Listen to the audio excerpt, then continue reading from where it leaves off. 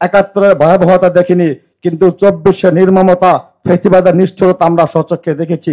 আমি এখনো পায়ের ভিতরে স্নাইপারের 6 ইঞ্চি গুলি নিয়ে আপনাদের সামনে দাঁড়িয়েছি কয়েকটি দুঃখের কথা বলার জন্য।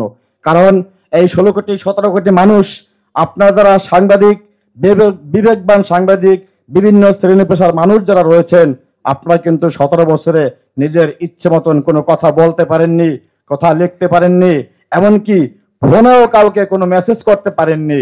সেই জায়গা থেকে আমরা গুলি খেয়ে, রক্ত দিয়ে আমরা জাতিকে মুক্ত করতে সক্ষম হয়েছি মহান আল্লাহ তাআলার অশেষ রহমতে। যদি আজকে আমরা সেই যুদ্ধে বিজয়ী হতে না পারতাম, তাহলে আমরা যারা দাঁড়িয়েছি আমাদের অবস্থা কি হতো সেটা আপনারা সবাই জানেন। আজকে আমি সেদিকে না যেয়ে আমি শুধু বলবো, আমরা যারা জুলাই যোদ্ধারা এখনো জীবনের সাথে যুদ্ধ করে আছি, তারা কিভাবে বেঁচে আছি। গতকাল থাইল্যান্ডে হাসান নামে আমার এক যোদ্ধা ভাই মৃত্যুবরণ করেছে। এখনো পঙ্গু হাসপাতালে শাহিন নামে কুষ্টিয়ার এক ভাই, ডাক্তার তাকে বলতেছে আপনার পা কাটা লাগবে। এটা কি ভাই কষ্টের কথা না?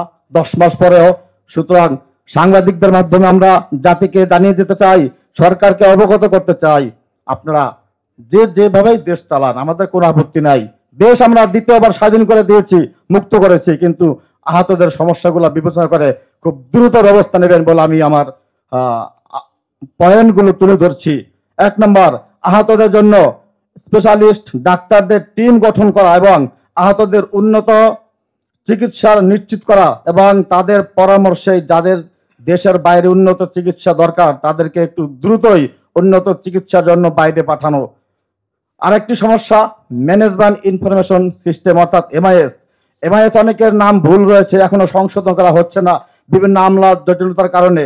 আমি বলতে চাচ্ছি, ডাক্তারদের চিকিৎসা যে যেখানে নিয়েছে তাদের পরামর্শ অনুযায়ী দ্রুত এই সমস্যার সমাধান করে ক্যাটাগরি নির্ধারণ করে তাদেরকে সুস্থ হওয়ার জন্য আর্থিক, শারীরিক, মানসিক সকল প্রকার সহযোগিতা সরকার করবে। 3 নম্বর, আমাদের আহতদের জন্য নন স্টপ সার্ভিস চালু করা এবং এর আওতায় রিপোর্টগুলোকে একটি সার্ভারে নিয়ে আসা, যার মাধ্যমে আমরা বাংলাদেশের যে কোনো জায়গায় চিকিৎসা নিতে পারি। 4 নম্বর, আমাদের দীর্ঘদিনের দাবি, আমরা যারা গুলিবিদ্ধ হয়েছি, যাদের হাড় ক্ষয় হয়ে গেছে, হাড় মাইনাস হয়ে গেছে, তাদের ডাক্তারের একটি শব্দ, আপনারা দীর্ঘমেয়াদী থেরাপি লাগবে। সরকারিভাবে কোনো থেরাপির সেরকম উন্নত ব্যবস্থা নাই, সেই ব্যবস্থা সরকার করবে বলে আমি আশা করছি। 5 নম্বর, আমাদের আহতদের হাসপাতালে এসে প্রতি মাসে ফলো আপের জন্য আসতে হয়, সেক্ষেত্রে আমাদের প্রচুর খরচ হচ্ছে। আমরা চাই দ্রুত নিরসন করে আমাদের জন্য অ্যাম্বুলেন্স সার্ভিস 24 ঘন্টার জন্য চালু করা। 6 নম্বর, দীর্ঘ 16 বছর ফ্যাসিস্ট আমাদের হাসপাতালগুলোকে, চিকিৎসা খাতগুলোকে ধ্বংস করে দিয়েছে, কোনো উন্নতি করেনি। এখন উন্নত চিকিৎসা ডাক্তাররা দিতে পারছে না, তারা বিভিন্ন বাহানা দিচ্ছে, মেশিন নাই, ঔষধ নাই, সাপ্লাই নাই ইত্যাদি। এই সমস্যাগুলো দ্রুত সমাধান করা। জুলাই আহতদের নিরাপত্তা নিশ্চিত করা, জুলাই ঘোষণাপত্র দেওয়া এবং জুলাই যোদ্ধাদের সুরক্ষার আইন পাশ করা।